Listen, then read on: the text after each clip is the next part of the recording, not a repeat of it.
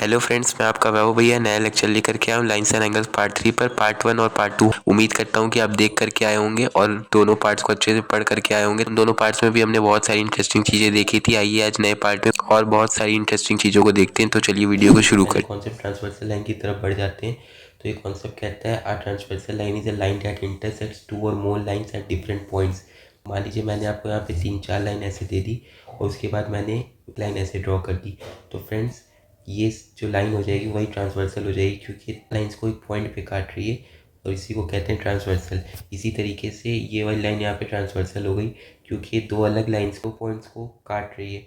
जैसे कि आप देख सकते हैं इधर काट रही है, इस वाली लाइन को इधर काट रही है और इस वाली लाइन। आइए अब देखते हैं करस्पॉन्डिंग एंगल्स इनको कहते हैं। तो फ्रेंड्स आप देख सकते हैं ये वाली ट्रांसवर्सल यहाँ से यहाँ तक आपको ट्रांसवर्सल दिख रही होगी। उसके बाद फ्रेंड्स जो है आपकी ये एक लाइन है और ये लाइन दूसरी है। अब फ्रेंड्स इसमें देखते हैं करस्पॉन्डिंग एंगल्स किसको कहते हैं। These angles are on the same side of the transversal. मतलब ट्रांसवर्सल के अगर पहली एंगल इस साइड है तो दूसरा एंगल भी इसी साइड होगा।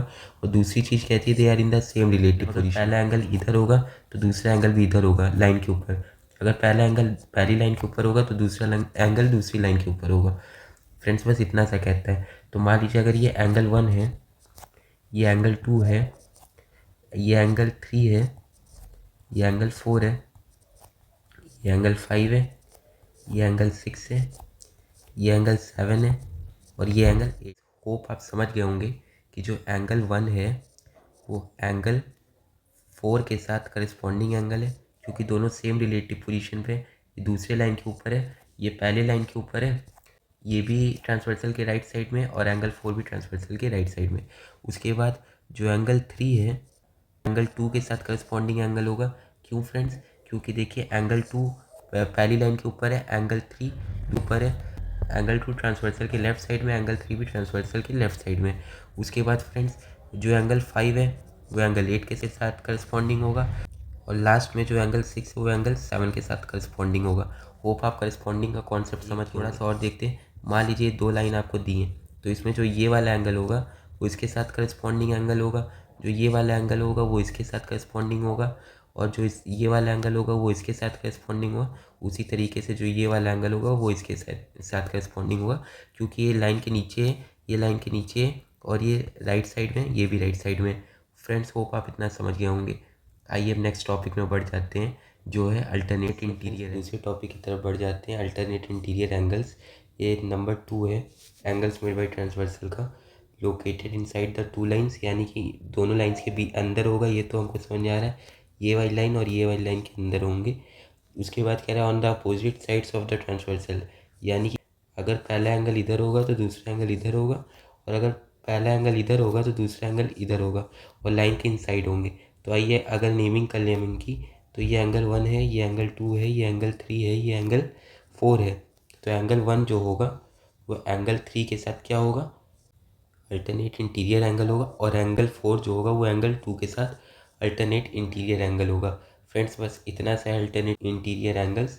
आइए फ्रेंड्स अब नेक्स्ट में बढ़ जाते हैं। आइए फ्रेंड्स अब थर्ड टाइप की तरफ बढ़ जाते हैं, अल्टरनेट एक्सटीरियर एंगल्स। ये कहते हैं located outside of the two line, यानी कि इसके बाहर होगा और इसके बाहर होगा। इन दोनों लाइंस के ये एंगल्स बाहर होंगे on the opposite sides of the transversal, यानी कि अगर एंगल 1 इस साइड होगा तो एंगल 3 इस साइड होगा और एंगल 2 अगर इधर होगा तो एंगल 4 इधर होगा और एंगल 2 और 4 आपस में अल्टरनेट एक्सटीरियर एंगल्स होंगे। उसी तरीके से एंगल 1 और एंगल 3 आपस में अल्टरनेट एक्सटीरियर एंगल्स होंगे। अब आइए आगे बढ़ लास्ट कैटेगरी की तरफ बढ़ जाते हैं। ये कह रहा है both are inside of the lines, मतलब लाइंस के इन साइड होंगे ये दोनों एंगल्स जो को इंटीरियर होंगे, यानी कि ये एंगल्स अंदर साइड होंगे। उसके बाद कह रहा है on the same side of the transversal, अगर पहला एंगल इस साइड है तो दूसरा एंगल भी इसी साइड होगा। मान लीजिए एंगल 1 है, ये एंगल 2 है, तो एंगल 1 कॉमा एंगल 2 जो है वो क्या हो जाएंगे, वो को इंटीरियर एंगल होंगे। उसी तरीके से मान लीजिए एंगल 3 है, ये एंगल 4 है, तो एंगल 3 और एंगल 4 आपस में कहलाएंगे को इंटीरियर एंगल्स। ये दोनों पेयर्स आपस में को इंटीरियर एंगल्स हैं। आगे की कहानी देखते हैं। अब आज की लास्ट टॉपिक पढ़ते हैं, पैरेलल लाइंस का केस। पैरेलल लाइंस का केस फ्रेंड्स क्या होता है, आइए देखते हैं। तो फ्रेंड्स पैरेलल लाइंस में क्या होता है, अगर मान लीजिए ये एंगल 1 है और ये एंगल 2 है, तो ये एंगल 1 और एंगल 2 जो है वो बराबर हो जाएगा with the property of corresponding angles. Parallel lines के केस में फ्रेंड्स करस्पॉन्डिंग एंगल्स जो होते हैं वो बराबर होते हैं, करस्पॉन्डिंग एंगल्स बराबर हो गए यहाँ पे। उसी तरीके से फ्रेंड्स जो एंगल 3 है वो एंगल 4 के बराबर हो जाएगा। होप आप समझ होंगे, करस्पॉन्डिंग एंगल से एंगल 3 बराबर एंगल 4। और फ्रेंड्स एंगल 5 जो है वो एंगल 6 के बराबर हो जाएगा। एंगल 7 जो है वो एंगल 8 के बराबर हो जाएगा विथ दिस प्रॉपर्टी। तो फ्रेंड्स आप समझ गए होंगे, एंगल 5 जो है एंगल 6 के बराबर हो जाएगा, एंगल 7 जो है वो एंगल 8 के बराबर हो जाएगा। और फ्रेंड्स और भी बहुत सारी चीज़ें देखते हैं। आइए अब देखते हैं अल्टरनेट इंटीरियर एंगल्स की कहानी, क्योंकि इसमें अल्टरनेट इंटीरियर एंगल्स जो होते हैं वो सारे के सारे इक्वल होते हैं। तो एंगल 5 किसके साथ फ्रेंड्स इक्वल होगा? एंगल 5 एंगल 2 के साथ इक्वल होगा, क्योंकि ये दोनों अंदर है लाइन के।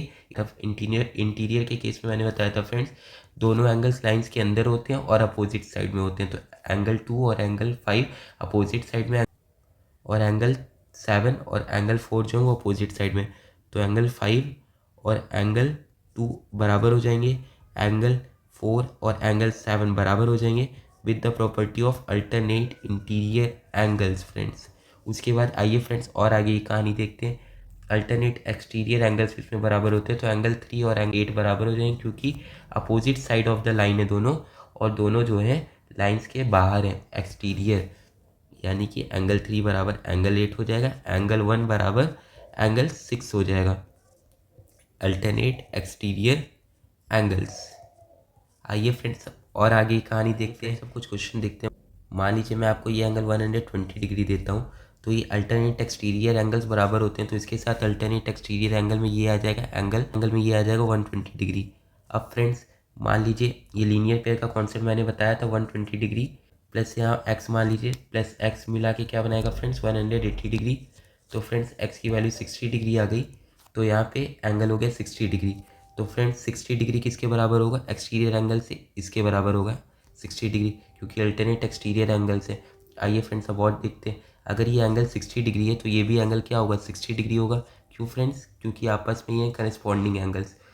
अगर ये एंगल 60 है और फ्रेंड्स इसी तरीके से अगर ये 60 डिग्री है, तो मैंने पिछले लेक्चर में आपको वर्टिकली अपोजिट का कॉन्सेप्ट बताया था, तो ये भी एंगल 60 डिग्री होगा। और फ्रेंड्स ऐसे भी देख सकते हैं आप, ये लाइन के इनसाइड है, और फ्रेंड्स इधर भी लाइन के इनसाइड ये वाला एरिया, ये 60 डिग्री है, तो ये 60 डिग्री हो गया। आप कहेंगे ये दोनों बराबर है, आप कहेंगे भैया ये दोनों तो अल्टरनेट इंटीरियर एंगल से भी बराबर होंगे ना, तो मैं कहूँगा बिल्कुल हाँ, क्योंकि अल्टरनेट इंटीरियर एंगल से भी ये दोनों एंगल्स बराबर हैं। अब ये 120 डिग्री है अगर ये वाला एंगल, तो ये वाला एंगल भी कितना हो जाएगा friends? 120 degree with the concept of vertically opposite angle, with the concept of vertically opposite angle. और फ्रेंड्स इधर देख सकते हैं अल्टरनेट इंटीरियर एंगल, इसके साथ इस 120 डिग्री के साथ ये वाला अल्टरनेट इंटीरियर है, तो ये भी 120 डिग्री हो जाएगा।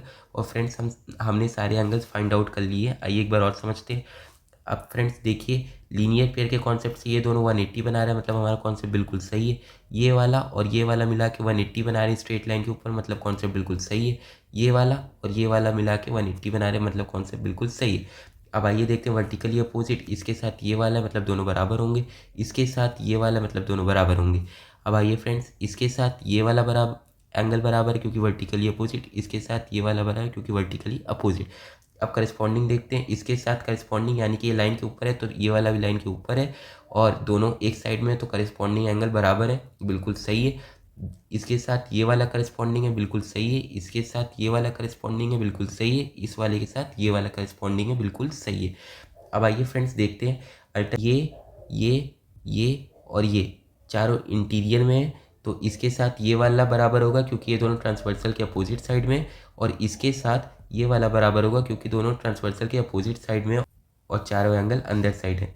और आइए अब अल्टरनेट एक्सटीरियर देखते हैं, इस वाले के साथ ये वाला बराबर होगा, दोनों ऑन द अपोजिट साइड है और दोनों लाइंस के बाहर है। आइए अब इस वाले के साथ ये वाला बराबर होगा क्योंकि अल्टरनेट एक्सटीरियर। आइए फ्रेंड्स अब कॉन्सेप्ट को और पक्का बनाते हैं। अगर ये एंगल 1 है, ये एंगल 2 है, ये एंगल 3 है, ये एंगल 4 है, ये एंगल 5 है, ये एंगल 6, 7 और एंगल 8, तो फ्रेंड्स एंगल 1 किसके बराबर होगा? एंगल 3 के बराबर होगा। क्यों? क्योंकि ये दोनों वर्टिकली अपोजिट एंगल है। वर्टिकली अपोजिट से और कौन सा इक्वल होगा? एक और देखते हैं, एंगल 6 जो है वो एंगल 8 के बराबर होगा क्योंकि पेयर्स वर्टिकली अपोजिट है एक दूसरे के साथ। अब आइए करस्पॉन्डिंग एंगल की कहानी देखते हैं। एंगल 1 एंगल 5 के बराबर है, एंगल 3 एंगल 7 के बराबर है, क्योंकि ये दोनों करस्पॉन्डिंग एंगल्स हैं। अब आइए फ्रेंड्स और आगे कहानी को देखते हैं। Corresponding angles. अब आइए फ्रेंड्स और अल्टरनेट इंटीरियर एंगल्स को देखते हैं। एंगल 3 जो है वो एंगल 5 के बराबर है और एंगल 4 जो है वो एंगल 6 के बराबर है। क्यों? क्योंकि बाय द प्रॉपर्टी ऑफ ए आई ए ये पेयर्स इक्वल होंगे, क्योंकि ये दोनों इंटीरियर साइड में है and on the opposite side है। उसके बाद फ्रेंड्स और कहानी देखते हैं। एंगल 2 जो है वो एंगल 8 के बराबर होगा और एंगल 1 जो है वो एंगल 7 के बराबर होगा। क्यों? By the property of alternate exterior angles ये आपस में इक्वल होते हैं। और फ्रेंड्स और आगे देखते हैं तो एंगल 4 प्लस एंगल 5 जो है वो 180 डिग्री देगा, क्योंकि को इंटीरियर एंगल्स आपस में 180 डिग्री बनाते हैं। और एंगल 3 प्लस एंगल 6 जो है वो भी क्या देगा? 180 डिग्री देगा बाय द प्रॉपर्टी ऑफ को इंटीरियर एंगल्स। आइए फ्रेंड्स अब और आगे देखते हैं। एंगल 1 प्लस एंगल 2 भी फ्रेंड्स क्या देगा? 180 डिग्री देगा। और एक देख लेते हैं एंगल 6 प्लस एंगल 5 180 डिग्री देगा। एंगल 7 प्लस एंगल 8 180 डिग्री देगा। और एंगल 3 प्लस एंगल 4 भी 180 डिग्री देगा। क्यों फ्रेंड्स? ये चारों एंगल्स जो हैं वो लीनियर पेयर हैं। चारों एंगल्स जो हैं, क्योंकि ये चारों जो हैं वो लीनियर पेयर फॉर्म कर रहे हैं। फ्रेंड्स होप आपको इतनी कहानी समझ में आई होगी। अब मान लीजिए मैं आपको एंगल 1 दे देता हूँ 60 डिग्री, तो एंगल 6 कितना होगा फ्रेंड्स? आप बता सकते हैं। अगर एंगल 1 60 डिग्री है तो एंगल 5 भी 60 डिग्री होगा।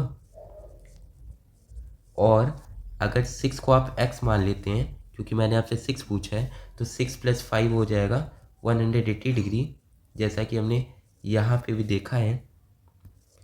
तो फ्रेंड्स एंगल 6 सीधा सीधा निकल के आ जाएगा 120 डिग्री, क्योंकि 5 की वैल्यू आपको पता है और 5 इधर प्लस का उधर जाके माइनस हो जाएगा, तो 180 डिग्री माइनस 60 डिग्री आ जाएगा आपको 120 डिग्री। और अगर आप इस लेक्चर का सॉल्विंग सेशन चाहते हैं तो कमेंट ज़रूर करिए।